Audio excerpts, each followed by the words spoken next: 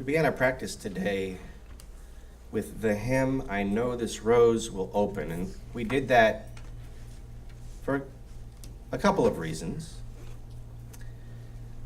The last few weeks have been pretty intense, with many righteous and transformative tears shed in this room at this hour.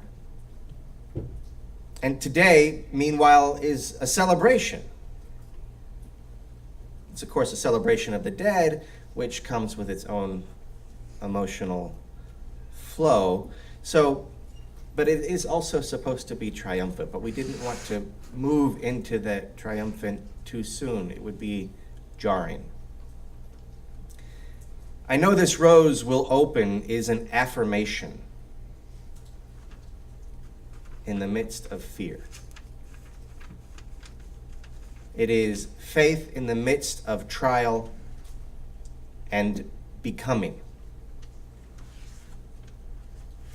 As every trial is an act of becoming. And every becoming, however looked forward to or avoided, comes with its own share of loss and fear. But in the heart of that fear, we affirm that we will unfurl our wings. We affirm our fear will burn away, and the rose of our being will open. These are words of release. I know some of you had a really good cry last week. And I know we have all had really good cries at one time or another. And isn't that the feeling after a good cry? After your tears have racked you from inside out like a storm. But afterwards, the clouds are swept away, and the feeling is one of release, of being released, and of perhaps releasing something. Our world is now more spacious. Our heart feels cleansed. Our vision is more clear. And this comes through catharsis into release. So death, of course, is the ultimate catharsis. It is a catharsis for both the dying and for those they leave behind, for us. The dead are released, at least into our hearts. And of course, in our grief, our heart then frequently contracts like a fist. We hold on of that which we don't want to let go, and we hold on so tightly sometimes that there's no space for any new life to come in. Holding on so tight constricts and leaves no room for the dead to flourish in our lives. And when we are afraid of being lonely, when we are bereaved by loss, holding on tight is perfectly natural. It's not done on purpose, but that is why we are here today. Here you are safe. We've got you. Here you can practice letting go. Here you can unfurl your wings.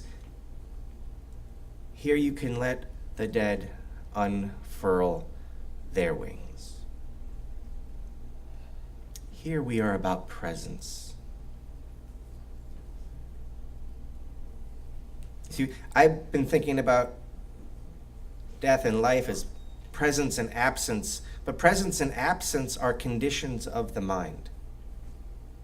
Presence and absence are conditions of the heart. Presence and absence are conditions of the soul. It may feel like those we love who have died are no longer present, and in their departure, we are left with an absence. But I say that presence and absence have more to do with attention than proximity.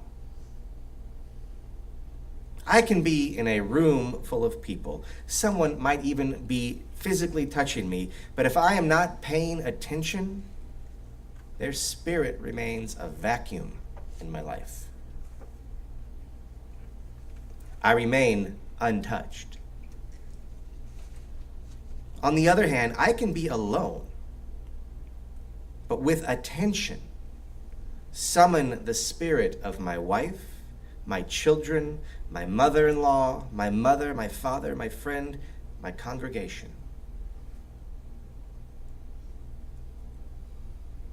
When I'm attentive in that way, it feels like listening. When I am unattentive in that way, it feels like isolation. When I am attentive in this way, it feels like the company I invite, whether proximate or far away, whether living or dead, it feels like I can see the mountains through their eyes. I could welcome their perspective into my own, and it is like seeing the world in a new way. Or perhaps it's the sensation that I am seeing the mountain for them, and their wisdom and disposition is seen through me. This makes me think that absence is a mirror while presence is a window. If you hold on to a loss, loss will be your reflection. But if you invite the presence of those who are right next to you, right now, or those who have been dead and gone for years, then that presence will be as a window to you, and you will be a window to that presence. And the world will multiply in wisdom and awareness.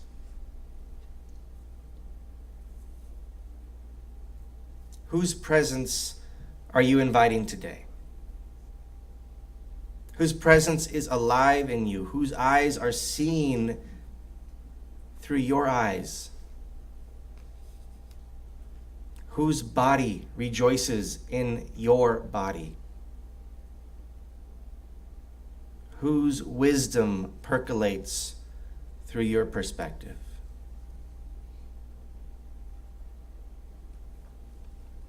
Going to lower the lights for our ceremony now.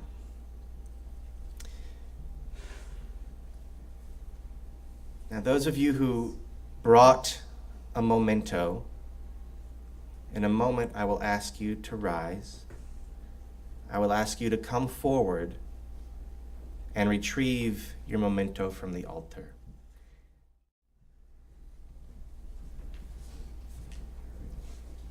We have really got to get better at the party aspect of this ritual.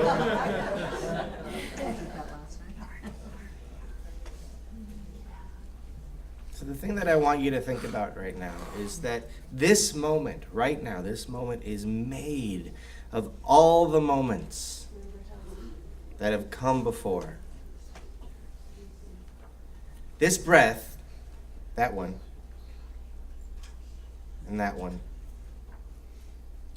is made of all the moments that have come before. All life prior is present in this moment, here, with each other on this beautiful Sunday in a beautiful part of the world, practicing with beautiful people who are themselves worlds within worlds of lifetimes of relationships. This moment is a good, good moment for all life prior to be present in right now.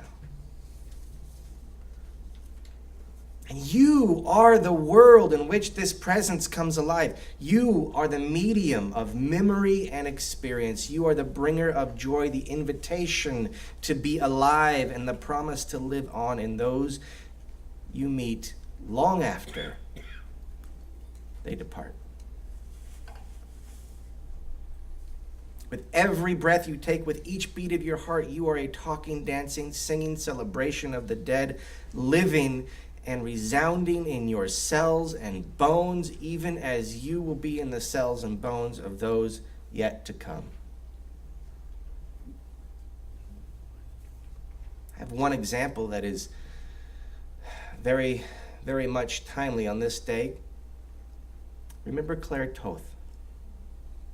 Claire Toth was one of the founders of this congregation. She passed away a few weeks ago, and we will be celebrating her life in a memorial service this afternoon at 3. Claire was one of the people that founded this congregation. Think of the work that this congregation has done since then. Think of the care that has been given to those in need. Think of the lives that have been saved. Think of the love that has been found in this congregation that was built from a life we are occupying and living in and through the ripples and ramifications of that beautiful woman. And many others as well. Our lives will ripple through time, even as the lives of others ripple through us. We are interconnected beyond proximity and even beyond the perception of life and death. We are interconnected. We are working on each other. We are being worked on. And that is why we moved from singing of our unfurling to singing of our gathering. And then giving thanks for this precious day. Remembering that our gathering is not limited to those proximate to us, but includes all the presences that create us, all the presences that we bring with us today in our bodies and our minds, in our hearts and stories. And our thanks is for this day made so by those who we are. We stand with them and they stand within us even now, rank by rank, generation after generation, into the blessed past and the prayed for future. We are theirs, looking forward and looking back. We are theirs, finding them in all of our histories, all of our eventualities, present in this very moment. We sing every day. We sing with the ages, rank by rank.